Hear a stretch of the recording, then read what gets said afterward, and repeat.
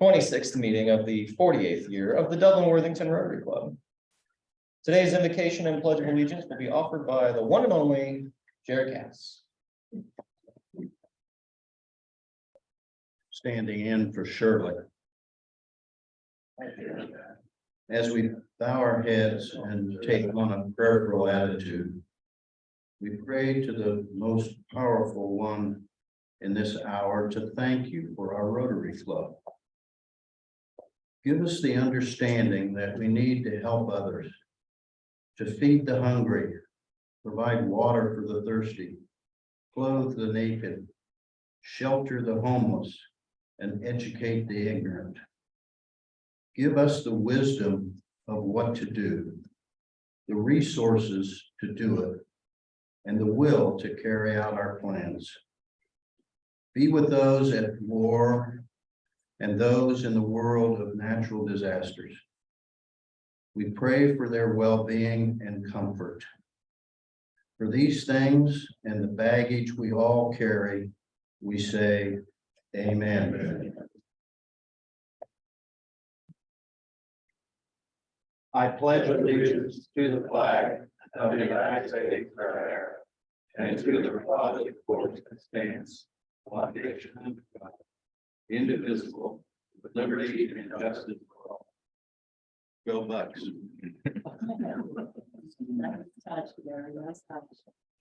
President-elect Teresa, would you please introduce any visiting Rotarians or guests? I'd be happy to. We have some Rotarians in the audience with us, some guests, and we'll welcome them with a one clap welcome. We have Ken Robinson and Steve Miller. And then Tom, do you want to introduce yours? Oh, sure. We have a foundation member here today that thought our foundation presentation. Where's Alan? He deserves a $5. I think it goes higher than me. Sorry. Welcome. Yes. And then we also have with us again, Nick. And he is definitely becoming a member soon. And then our speaker will be introduced in a moment. Thank you. Fantastic. Tallest man in the room, Ken Carey, please come on up and charge the bejesus out of us. I'll be sure to do that.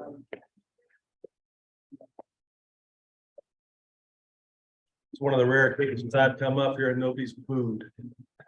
Who wants to carry the pot? Alan. Carry the pot. Everybody get out $3, by the way, because it's gonna happen. Put your money in the pot. You apparently screwed up the dates of the That might not have been me. everybody at the table said it was you. They're pointing fingers at you, so get ready. Start with happy dollars. Who's got them? What are y'all happy about?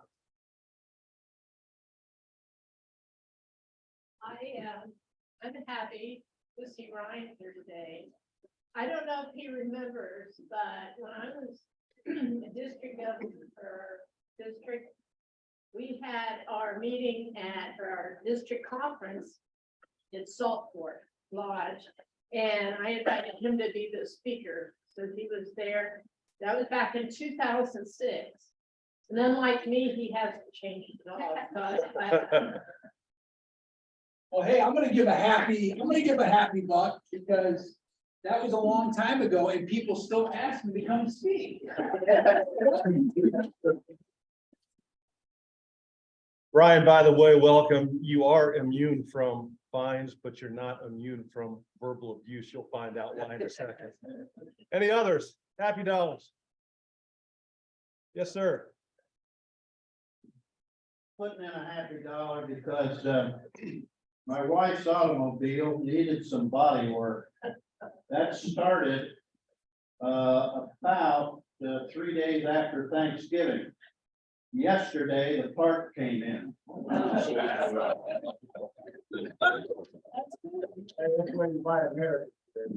I'll add one to that. My wife and I invested in a very expensive oversized refrigerator and freezer less than 2 years ago.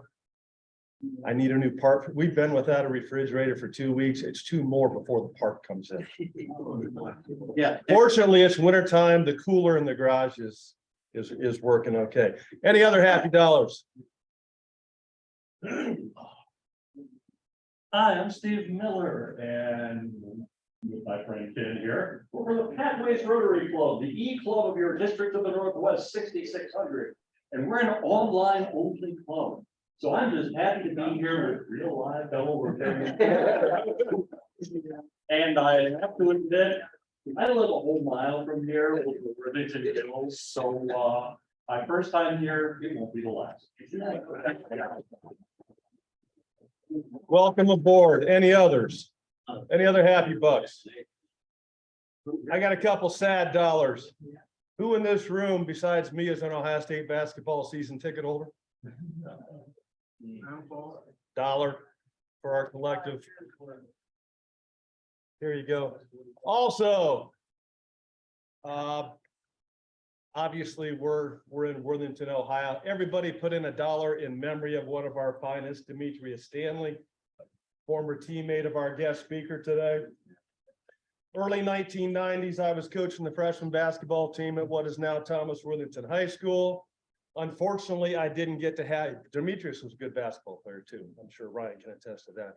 I didn't get to coach him because he got pulled up to the JV team as a freshman, got to know him well.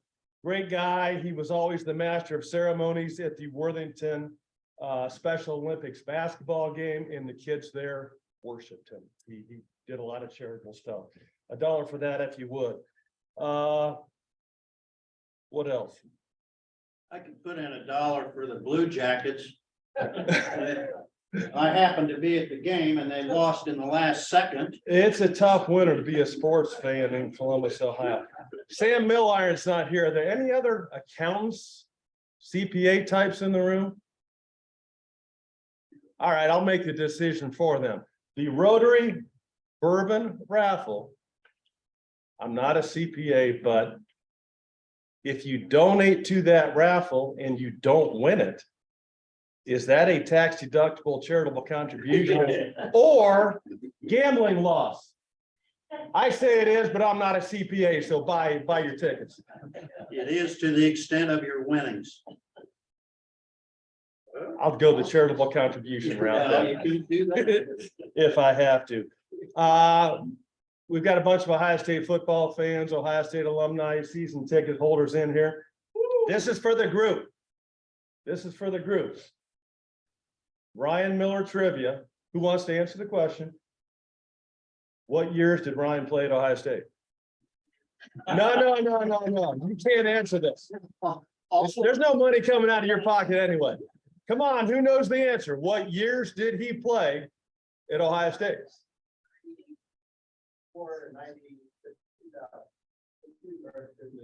Is that your best and final answer? 96. You looked it up. No, I just said 92 to 96. She just saved everybody $1. I assume you were redshirted your freshman year. Ryan played 92 to 96. Besides his football career, charitable endeavors, there's a little bit of subjectivity to this question. What's Ryan Miller's single finest accomplishment? Chess change. Come on, who's got it? Speaking of my conference. Everybody get out $1. Have you seen his wife? Yeah. Brian married a beautiful blonde former Ohio State basketball player who went to medical school, became a radiologist. Brian, I'll vouch for this from personal experience also. Marrying up is the greatest thing a guy can do. Thank you. Have a great week.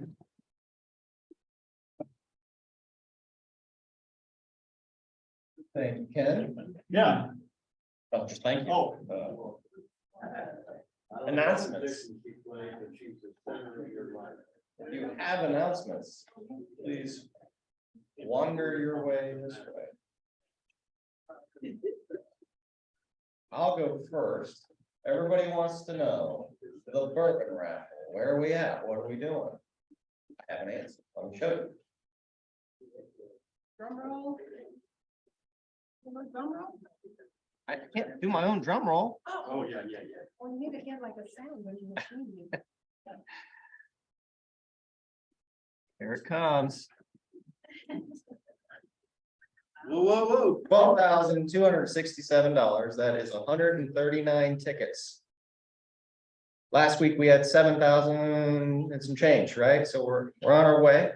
You can see we're 16 days in, but we still got 44 days to go. So we've got plenty of time, but we don't want to rest on our laurels. So if you have not already and you have Facebook, make sure you go to our Rotary Club's Facebook page, find our post, and then scroll down and hit share. Share that to everybody you know. There's also a button on the raffle itself. You can share it to Twitter if you guys tweet. So yeah, we're well on our way. Okay. What else we got? Road. Thank you. You should have all received an email this week with information about our sign up with the youth and vocational service. We are going to be working with 4-H youth in the Columbus area, talking about food insecurity and working alongside of them. We have 3 Wednesdays, one starting on February 22nd, and then we skip March 1st, we go the 8th and the 15th, 5:30 to 7 p.m. Please sign up to join us, working side by side with these young people who are struggling to understand food insecurities in their world and how we can work with them. So the sign up did go out in the email. I have a sign up sheet here. If you didn't see it, you can sign up here as well, and I'll collect it at the end of the day. Thank you. That's all. Okay, there's no other announcements. I think the final announcement is that your board of directors is meeting tomorrow at 8 a.m. on Zoom. So if you would like to sit in on that, Jerry's looking at me like, no. Yeah, I moved it. 'Cause I thought it'd be a short agenda, but it may go a little long. We want to move it back to 7:30. 8 o'clock it is. Okay, now I think we're ready for our program. Christie, would you do the honors of introducing our speaker?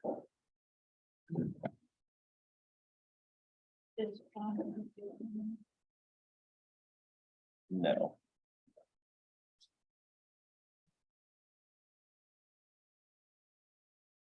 Today's speaker is one of the founders of a nonprofit based here in Columbus called 2nd and 7. The foundation was started in 1999 by 3 former OSU football players, Luke Fickle, Mike Frable, and our guest Brian Miller. They were inspired by their involvement in various community outreach programs as student athletes and decided to continue making a difference by promoting literacy and providing positive role models for children in Central Ohio. They provide free books to kids in need and encourage young athletes in the community to pay it forward. Here to tell us more about 2nd and 7 is Ryan Miller.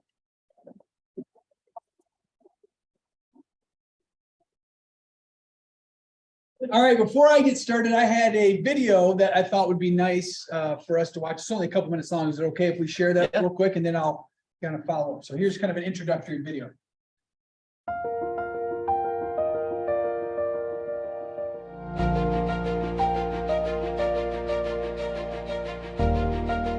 Today we're celebrating 2-7 Day. We're celebrating the launch of the new Columbus Kids Book Bank, which is the first kids book bank in Central Ohio. So we'll be able to accept new and gently used books and get them in the hands of kids that need them the most. Welcome to 2nd and 7's new book bank. What do you guys think, huh?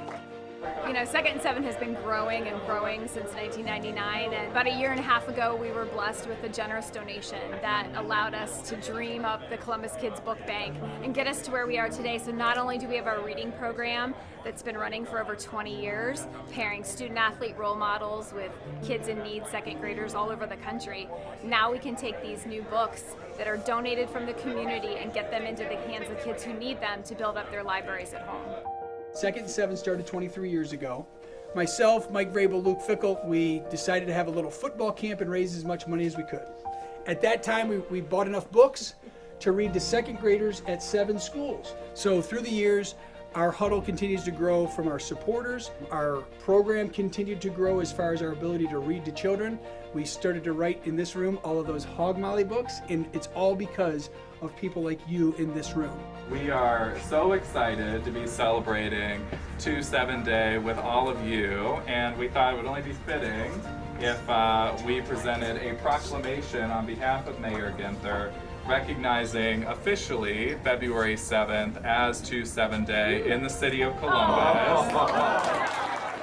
At Huntington, we see a great alignment with the work that 2nd and 7 is doing in the Columbus community, other places in our footprint, and really across the country. So we couldn't be prouder to have this opportunity to partner with 2nd and 7 on this tremendous book bank.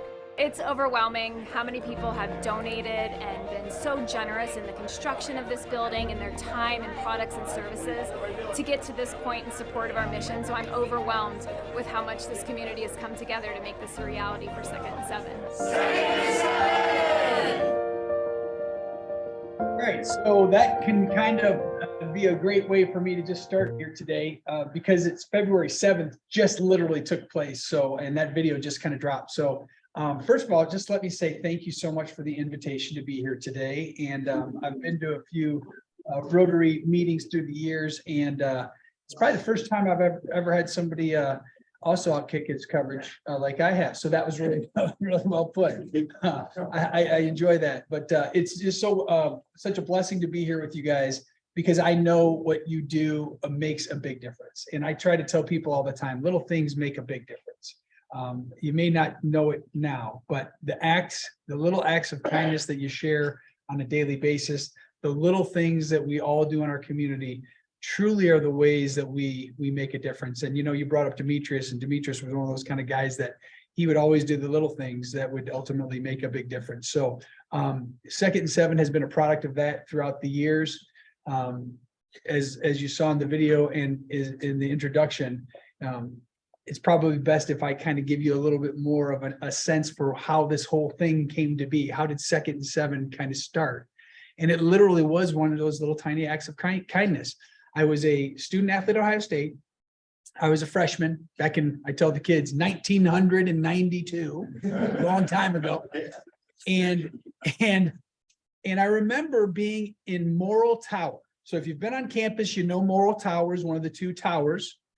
And I was at Morrill Tower, and I had the old phone on the wall, the cord down, and I had the big office desk calendar, you know, that had the big old dates on it that you physically write on.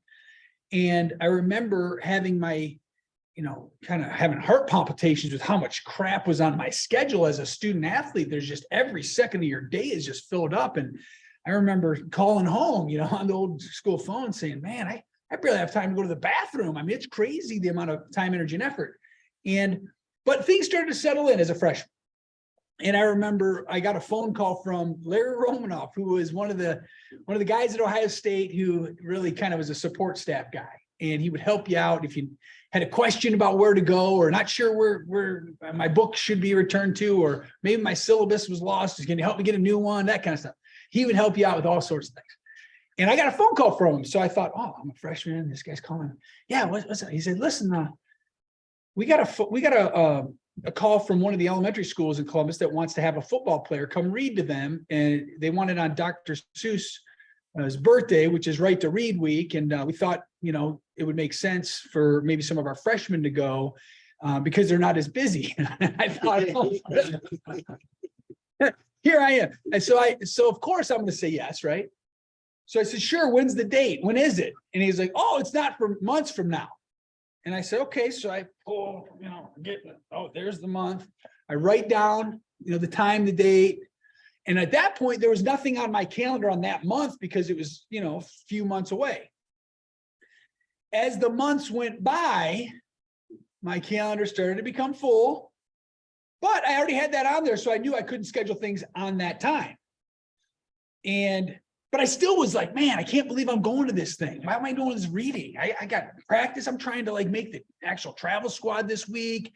You know, I thought I got a test coming up over the weekend. There's these girls that wanted to kind of go out on a date. I got all sorts of stuff going on. I don't want to waste my time. But it's on my schedule, so I'm gonna do it. I'm gonna keep my word. So I remember driving to the school and walking in and getting a book from the principal and going reading to the kids. And this is the first time I ever read to the children as a student athlete. And the kids were just looking at me like I was a superhero and like I was, dropped from outer space. And I get done and they're like hugging on my leg, wanting me to stay, asking for autographs. I thought, holy crap, I really have made an impact here. And then I drove back to the Woody Hayes facility for practice, mad at myself because of the way I felt prior to going to the school. And that was a really big moment for me because I felt like, boy, this is something I had no idea how big of an impact I could have on these kids. I'd like to try to do this again. And so that's what happened. When I was in college, there were random calls that you would take from schools. It was not an actual program. And so while I was able to go read a few times during college, it wasn't until I graduated when Mike and Luke and myself thought, man, I miss going and reading to the kids and giving them a book because it was so impactful. So we just came up with this crazy idea that we're gonna read to kids and give them a book. And when I was in college, you didn't give kids a book. When I was in school, it was literally you show up, the principal gave you a book, you read it to the class, you gave the book back, you shake hands, kiss babies, that whole thing, right? Now what our idea was to not only read, but then to physically give that kid a book that they could leave and go home with and remember that visit and hopefully read it again, and maybe read it to their sibling or to their loved ones, or we tell them all the time, read your stuffed animals. I want you to read. And because, what we feel like is a lot of issues that take place in our society at large have the root is literacy based. The amount of children that cannot read proficiently at the 4th grade level, the statistics bear out that those children are more apt to not graduate from high school. If you don't graduate from high school, the statistics will bear out that you're more apt to commit some type of crime. If you go to the prisons right now, the literacy rates are terrible. And so we've always felt that if we want to get to the root of some of the problems that we face, children need to learn how to read and learn that there are books for everything under the sun. And it's exciting when you find the right book. You might not like the one that we read to you today, but there's libraries full of books. And so keep reading, keep trying, keep reading until you love what until you find something you love to read, and then you're going to love to read. I'm telling you. And so that's what we try to share with the kids. Well, anyways, that enthusiasm was so excited for me, Mike and Luke, that we decided, how are we going to pay for books to read to kids, and how many books should we buy? We had all these questions. This is back in 1999 now. And I said to Luke, I was like, man, how many kids, how many books you want to buy, how many schools you want to go to? And you're at that time, he was at the New Orleans Saints. He was like a practice player at the New Orleans Saints. Mike was with the Pittsburgh Steelers. I had a cup of coffee with the New York Jets, and my rear end was back in Columbus doing some radio show in the morning. And so I told the guys, I said, hey, let's put a plan together here. And they're like, well, I'm not sure how many books to buy. I'm not sure how many schools to go to. I said, okay, that's fine. Well, how are we going to raise money? Like, someone's got to pay for these books. And, Mike, you're in the NFL. Luke, you're kind of in the NFL. I ain't in the NFL. So you guys are paying for the books, or we got to figure out a way to pay for the books. So they said, well, why don't we do a football camp? We can raise money at football camp, see what happens. I said, sure. So we had this little football camp, and we held our first year, we held it right across from Luke's house. Luke we grew up in Westerville, went to DeSales. And there was this park in Westerville called Towers Park. I don't know if you've ever been over in that side of town, but there's Towers Park because there's two electrical towers in the park, and it's a small little park. And we had Coach Cooper come out, Jim Lachey came out, Kirk Herbstreit was the sideline reporter for Sports Radio 1460, the Fan in town here. He came out to talk to the kids. I mean, Joey Galloway came out and talked. So we had some of our buddies come out and talk to these kids. We had 40 kids sign up to come to camp. It was a 4-day camp. man, we did everything under the sun wrong. We didn't charge enough. It was too long. Everything was wrong. But the one thing that was right was our heart was in the right place. So surprise, surprise, those 40 kids had the time of their life. We raised just enough money, I don't know, 700 some odd dollars. Yeah, I would go to Borders bookstore, which is not in business anymore. I asked them, hey, how many books, second grade reading level can I get for this? And I'm telling you what I'm doing. And they said, oh my gosh, that's so sweet. We're going to give you a discount. I've learned later, that's not really a discount. But they're, oh my gosh, we're going to give you 3% off of your books. I'm like, oh my gosh, Mike, did you hear that? 3%. And we're like, these young kids, like, this is awesome. Again, So they wheel out the books. I put them in my trunk. I start making phone calls to city schools. Like, hey man, this is former Buckeye Ryan Miller. I was wondering, can I come and read to the kids and give them a book? Just like that. So the person on the line's like, what? Huh? You're who? You want to do what? How much does it cost? I got flyers putting out. Call me later. Click. Okay. All right. Phone call number 2. Hey, this is Ryan Miller. Listen, my former buddies of mine, we wanted to come over and wanted to read to the kids and give them a book. They're like, what? What are you talking about? Click. Surprise. It was surprising. It was surprising. Finally, West Broad Elementary School said, you know what? I think that wouldn't be a bad idea. Can you make it next Thursday? And I said, sure. So I was pumped. I said, okay, we're going to only read to the second graders because I got these books here for them. How many kids do you have in the school for the second grade? And they said like 65 or whatever it was. And so I deducted it from the total.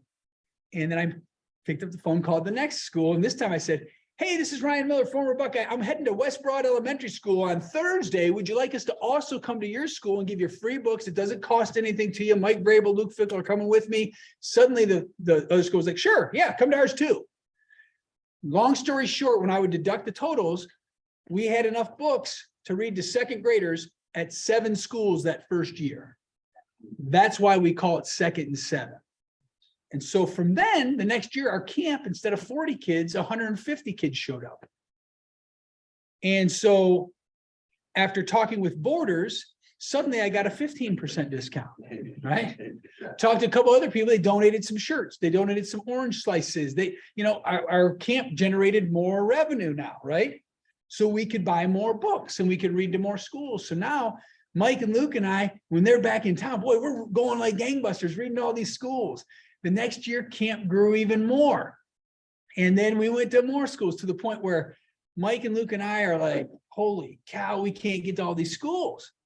And so Gene Smith was brand new to Ohio State. And I went and talked to him and said, is there any way, much like I was when I was a student athlete, you could have your student athletes read to children at the second grade reading level? And he said that was a great idea. I said, look, we'll take care of getting the books. We'll take care of lining up the teachers in the schools. We just need the athletes, the capacity to read, because it affected me and Mike and Luke so much that we want to give that same opportunity to those student athletes and have them realize their sphere of influence when they go and read to these children. And so he loved it. And what do you know? Some of the coaches of those athletes at Ohio State, when they went to other universities, they brought the program to their schools to the point where here we are now years later. Second and 7 is read in 26 states, 197 different universities, high schools, read to thousands of children on a weekly basis. And it's very good. And it's just because it's this small little idea, heart being in the right place. I tell kids all the time, just all you got to do, don't make it too complicated. Stack one good day on top of another good day. That's all you got to think about. Don't think about 20 years from now. An overnight success takes 20 years anyways, right? So just take your time, be boringly consistent, keep chipping at the rock, and good things will happen. And so that's what happened with Second 7. In the video, we mentioned our books that we've written. I've brought a few things for just kind of lay out there later if anybody wants any of that stuff. But we've got books that we write now. We've got the book bank that you saw there. This is brand new this year. So we have volunteers that come over and they can sort through the books that have been donated to us. We have organizations that do book drives. We have organizations that do fundraising events for Second and 7. It's an amazing organization that has teamed up these student athletes with these children in need who seriously just need to love the love of reading can change their stars. And so we've been able to do that now for almost 24 years. And it just continues to grow. Our huddle gets bigger. A lot of great people have been engaged and involved through the years. And it's something that I feel like is a point of pride for, I know, our family and everyone that's touched 2nd and 7, Ohio State included. And if you're interested to learn more about how you can be involved, again, whether it's you want to be involved at an event that we have, or if you want to be involved at the book bank to help out with the volunteers. Shoot, we have people that come up, pick up books and drive them and stock those little libraries, around towns. So we've got a lot of things going on through the years that we've been able to answer the questions. I've always said from day one, man, there's a lot more people that want to help than people that know how to figure out a game plan for everyone to help, So we keep making sure we have opportunities for those of you who are out there that, hey, sign me up. I want to help. Well, you want to be on our team. We'd love to have you on the team. And there's just tons of different opportunities. Again, if you're interested in more about that, I would love to share some more on that. One of the other things that I was going to share with you today was just about being a Buckeye. Would it be okay if I kind of shared with you a couple of fun stories about Ohio State? Would that be okay? We got enough time for that? Yep. Why don't I share 2 stories and then I have questions. Are we okay with that timing wise? Okay. So one of the stories I'll share with you real quick is probably one of my favorite stories is when I was a young player. When I came to Ohio State, by the way, I grew up in Detroit, Michigan area, Allen Park, Michigan. Pause for the groans in the audience. Hey, but trust me, you're going to see a couple people in heaven from Michigan. I'm one of them. Okay, again, Ohio State. But anyway, so I came to Columbus. I was a tailback in high school and I played linebacker, but I thought of myself more as a tailback, as young punk kids do, right? But I was going to be a linebacker. I knew that, but in high school I was a tailback.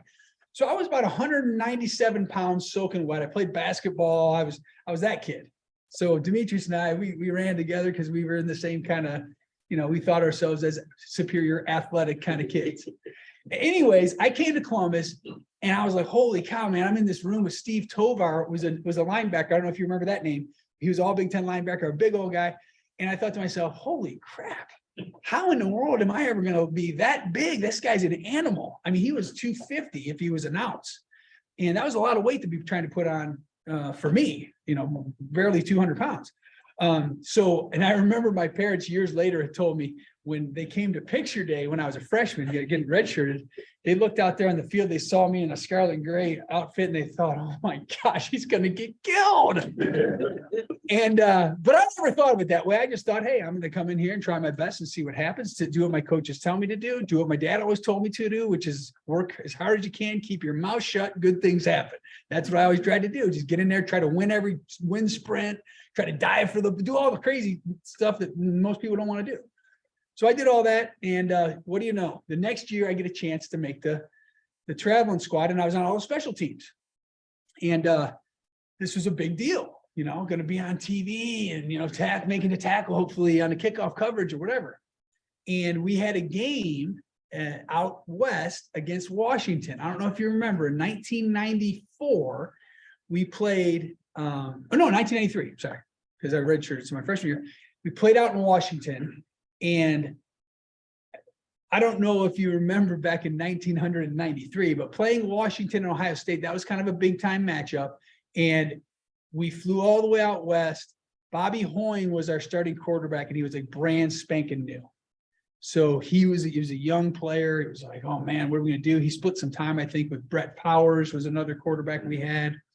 And I just remember the night before we flew out to Seattle, we had a couple days in Seattle before we had this game. And I remember the night before we left, I was all excited about flying out to Seattle. But more importantly, I was excited because one of our buddies, one of Luke's backups, Luke was a starting defensive lineman. Behind Luke was a guy by the name of Shane Clark. Now, you may not know that name, but Shane Clark was a really good football player from Chillicothe, Ohio. He backed up Luke, got a ton of reps, but he was kind of on the cusp of making the travel squad because typically, if you're going to be a second teamer making the travel squad, you got to be on special teams like I was, right? I'm on all these special teams, so I get to go. I always like to tell guys it's because when you're an athlete, you get to be on the special teams. But anyway, so now my buddy Shane Clark, we're wondering, can he be on the special teams or on the travel team? And the night before, Coop would put up the travel squad on the big board. And we get done with practice, we come in, we look at the big board, and everybody's looking for their name, you know? Guys that like Eddie George don't have to worry about looking at the board, he's coming. We're gonna bring him. But guys like me, I wanna look to make sure my name's on that board. Right? And here it is, everyone's looking for Shane. Sure enough, Shane Clark's name's on that board. And we're high-fiving, we're all excited. He's gonna make this trip. Well, at that time, he was a walk-on defensive lineman. You didn't live together with walk-on players back in my day. This is how old I'm getting. He was in a different dorm. We were in the towers. We didn't have cell phones. The next morning, I get on the bus. Coop puts his head on the bus, says, "Hey, anybody seen Shane Clark?" And I'm like, oh my gosh, he probably was so excited, went out, probably drank too much coffee last night, and then slept in, which is probably what happened. I guarantee it's what happened with my man Shane. He was a great guy. Sure enough, coach is like, "Hey man, I said wheels up at 8 a.m. Shane's not on the bus. Wheels up. We go to the airport. We fly to Seattle. Shane's not on the plane." You want to talk about heartbreaking? So my man's on the plane. We get out to Seattle. Now we're playing in this game, and here we are, first series of the game. I get excited thinking about it, but I'm jacked out of my mind because I'm going to get out here and I'm going to play in front of all these people on the West Coast representing Ohio State. And I'm on the punt team, punt return team, kickoff return team. And we kick the ball off, do a great job. They kick it through the end zone. Here comes the other team. They get stopped. They have to punt. Of course, they punted out of the end zone. So there's nothing really crazy for me to do at this point, man. I'm running down, but nothing's really happening. The next series, offensively, we stall. It wasn't a stall. It was more of a didn't get going. and so when they had punted, they punted it like when I was coughing corners, like at the 2-yard line. So we're coming out of our end zone and bobbing the guys. They couldn't get much yardage. So now we're kicking the first punt. We're kicking out of our end zone. For those of you who've never played on a football team and specifically on a punt coverage unit, and more specifically at Ohio State, more specifically on the road, more specifically on the road at Washington, okay? If you haven't done that, I'm going to try to share with you what that is like. It's a little nerve-wracking, okay? It's a little stressful. So you're here, you got a guy that's like literally he's trying to run right in between you and your buddy next to you. I'm on the end. My job is to make sure this dude right here does not get to the ball. I got to do whatever I got to do to make sure that guy doesn't get right there. It's as simple as that. Once I do that, then my attention has to turn to this guy because he's coming too. Now I can't go here first because that's the shortest distance to the ball. So I've got to come inside out. Simple as that. So I remember, man, I'm in there thinking, holy crap, first punt of the game. Here we are. Backed up in our own end zone. The punter's literally right at the edge. I'm like, this is great. This is great. So here we go. They snap the ball. Boom. I punch the guy in the inside. Textbook. Looks good, feels good. He ain't blocking. This guy ain't blocking the punt. No guarantee. Because in order to block the punt, you have to be like, it's got to be quick. You almost got to miss the guy. Okay. So boom, I punch him, square him up. He ain't blocking it. This guy, I kind of deflect him. There's no chance of him blocking it now. So now I'm going to go make a tackle.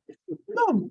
I start running down the field. I'm looking at the ball. I'm going with my hair on fire, at least a 5.2 40. I'm going fast. I mean, I'm flying. I get going. I'm looking at that flight of the ball. Evidently, as I'm watching the ball, the guy that's receiving the ball is doing one of this. I didn't see him because I was looking for the ball. But he waved his hand up. Y'all know what that means, right? Yeah. So now all of a sudden here I get closer and closer. That ball's coming down. I'm coming fast. I see it. And God is my witness to this day. I know it was like split second, but typically when the guy's about to catch it, he's got more of an athletic stance, like he's going to make a move, and he didn't have that stance. But I was too late. I was all committed. I was committed to the hit. The guy catches the ball, wham, I nail him. Ball comes flying out. I'm scrambling. I grab that bad boy. I'm in the middle of the W in Washington Stadium with, in my mind, the Play Sports Center highlight, right? I'm jacked. there's a yellow hanky. Coach Cooper, he's foaming at the mouth, he's yelling. And I swear to God, if I could trade places with Shane Clark. That's my Shane Clark story. He's one of my favorite guys of all time. So I said, at least Shane, you got that going for you. You didn't have to deal with that. But, so that's one of my favorite memories at Ohio State. My other favorite memory was I was thinking about sharing a story about D today, Demetrius. So when we went, you guys remember the Rose Bowl, right? The Rose Bowl 1997. So 1997, we played in the Rose Bowl. Demetrius has an amazing final drive. Without Demetrius on that final drive, it doesn't set up for David Boston to have that touchdown. You might remember, we've got a minute and change. Demetrius is running good routes. The guys are holding them and they're throwing flags twice. And that got us down to where, David Boston was open. The rest is history. Well, that night, again, our team liked coffee, evidently, because we went out and had a lot of coffee that night. I have to use coffee anymore because my kids Google things and they see things online, and my dad's talking about coffee. It's okay, right? So you know what I'm saying? So we went out that night. We had already scheduled me, Mike, Luke, and some of the other guys that were seniors. Because at the time, literally, the moment the bowl game ended as a senior, you were allowed to accept things, right? Nowadays, you can accept whatever you want, no matter. But when I was in school, you couldn't buy me a glass of milk without it being a violation. However, if I played in the last game, the moment my last game's over, you can give me a gallon of milk, doesn't matter. So we had lined up, we were going to go to Cypress Point, play a little golf. We had a limo ready to pick us up in the morning. We were excited. And we were out all night. Well, Mike and Luke and some of those other guys, man, they're tougher than I am, because they got up that morning, they got in that car, they got in that limo, and they went over to play some golf. I was more like Shane Clark. I didn't answer the bell. I didn't wake up the next morning.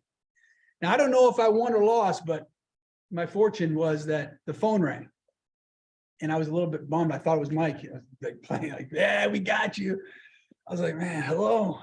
And they're like, hey, where's everybody at? I said, oh man, Mike and Luke went to Cypress Point to play golf. I'm just here in my jammies hanging out.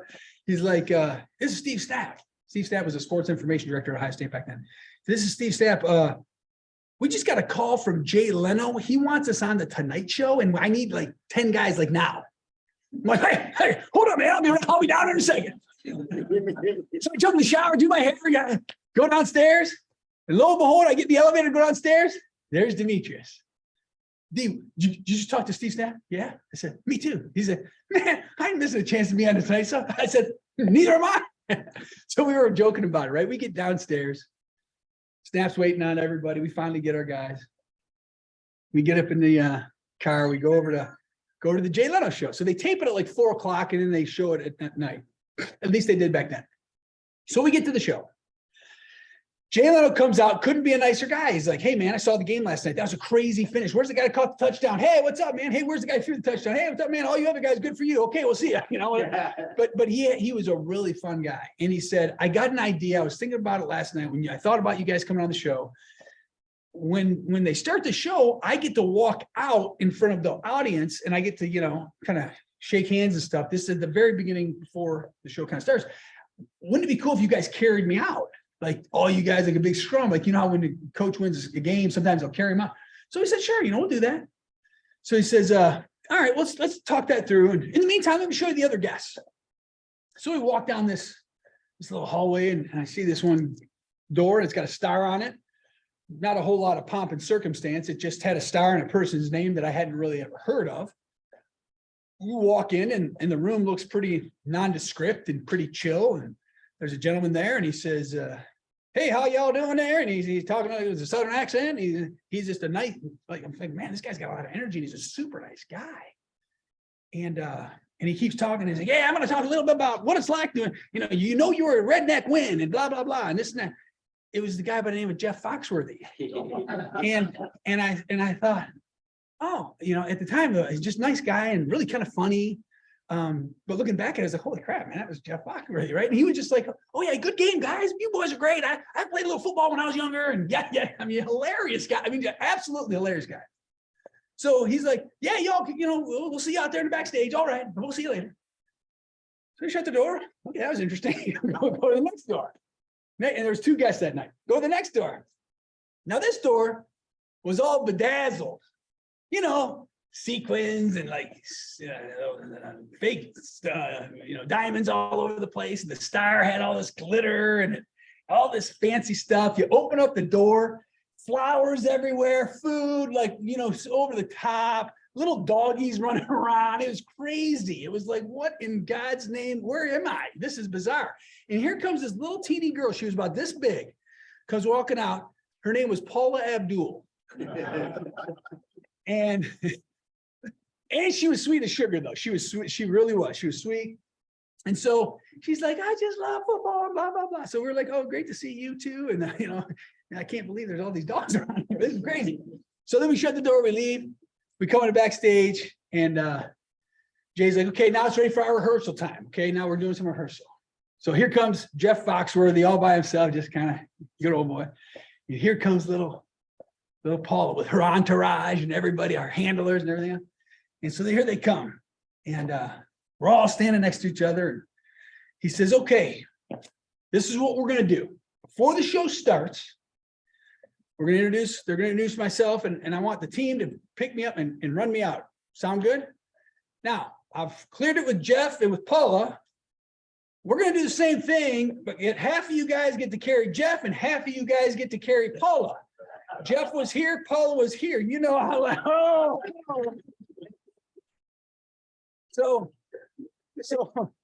So and the only guy that was even close to beating me over there was Demetrius. So as God is my witness, she looks over at Demetrius. She's like, hey man, you want to practice carrying me right now?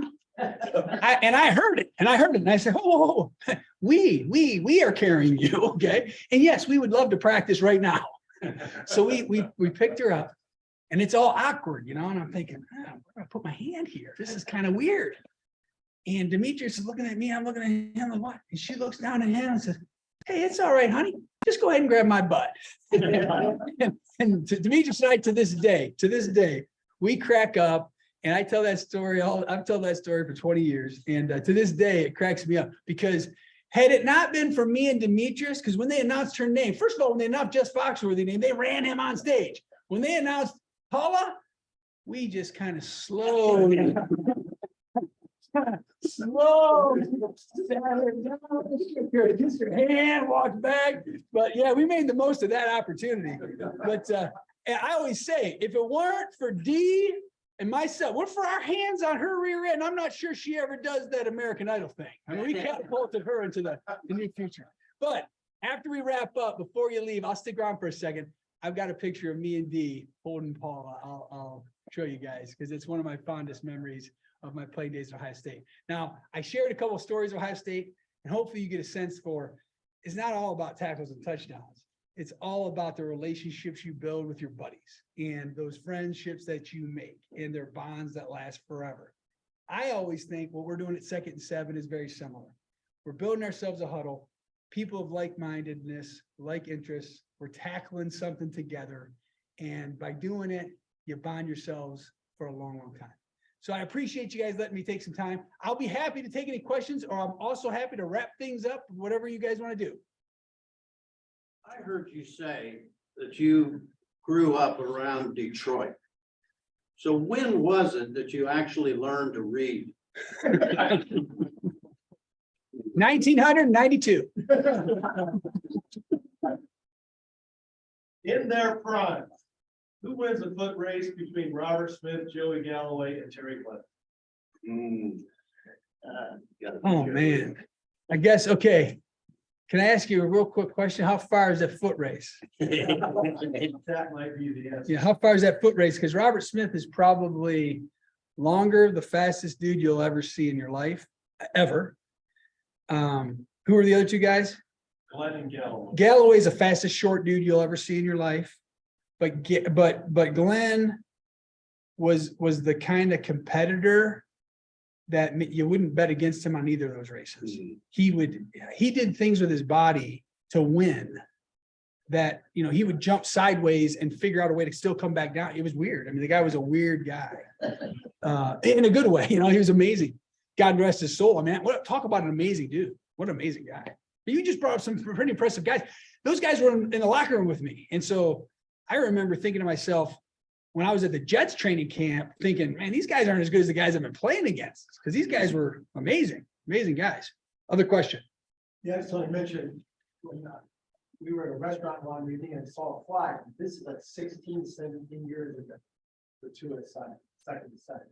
So my son was turning 16 or 17 years old. I said, let's go to this. And it was Samino's. If you remember that? Yeah. Trestle was there. Yeah. It was a great event, the fundraiser, as I recall. Yeah. It was at Luce.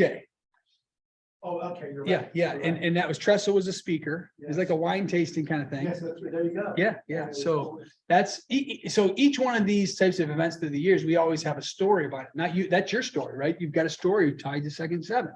One of our board members, similar to you, saw a flyer, came to that event. He wasn't a board member at the time, but now he is. I mean, he came to that event, saw Trust, caught on fire, and started doing all sorts of stuff. And yeah, so it's funny how you brought that up, but yeah, that event, and it's funny because that event wasn't a major success fundraising wise. It was okay. But what we got out of it from people like yourself talking about it, and that gentleman that's the board member, we got more than just financial things.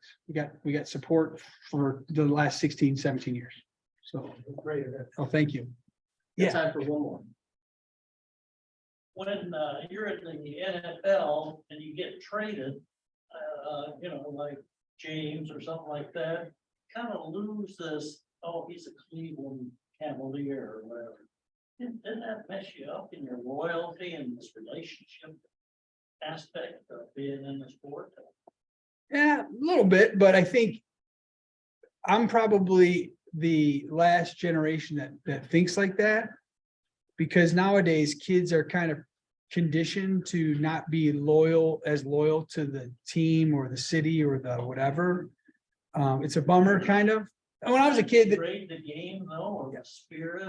I don't- I would think it could, but again, I think the kids nowadays are programmed to where they're all in when they're there, and then they may not be all in afterwards. So then it degrades maybe some of the things that Dee and I had, for instance.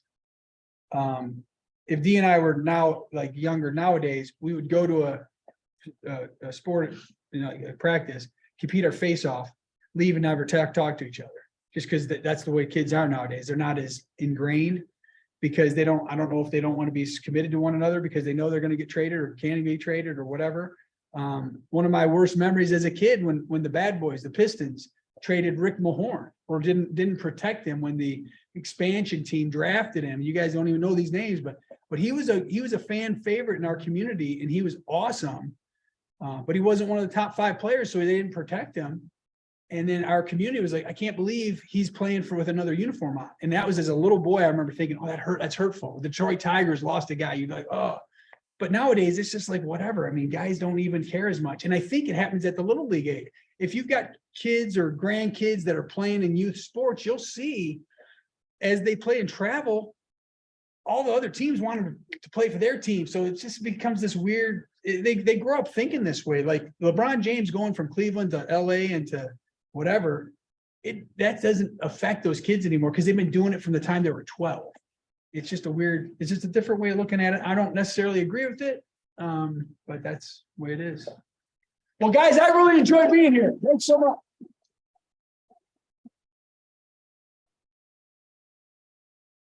All right, you guys can hear me, right? Yeah. Yeah, oh, okay, good, because so many cell phones went off, I wasn't so sure. All right, we have a raffle. How much is in the raffle? $26. $26.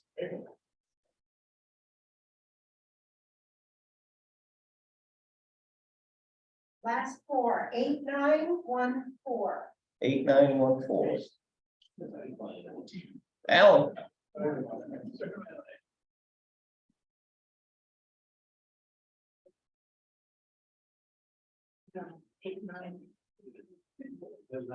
How much is in the ace of spades? $404. 404. That's at least 3 raffle tickets.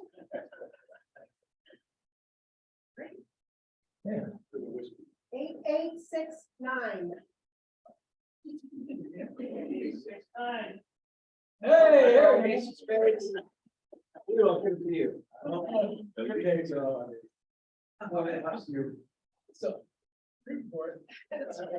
Can I look at these before I draw?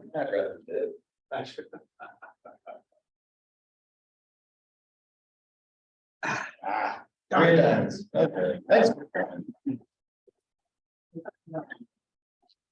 All right, everybody, it's 1 o'clock. Means we need to wrap up. So if you will join me in the recitation of the 4-way test.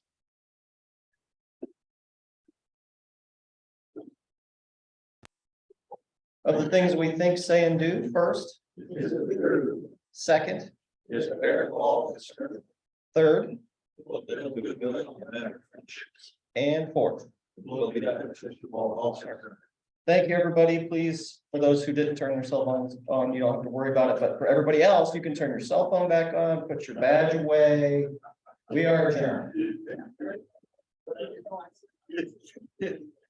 Steve, really gonna get close to the end.